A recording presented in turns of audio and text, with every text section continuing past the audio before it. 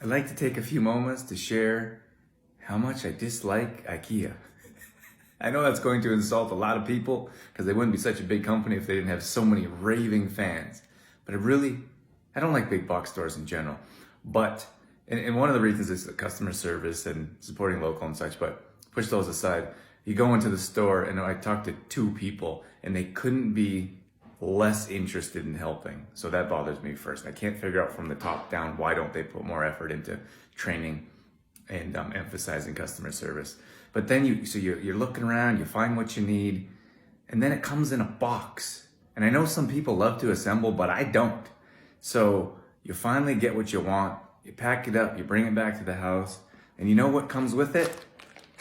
A bag of anxiety. This is the last thing I want to do. That's just me. I understand most people will probably disagree.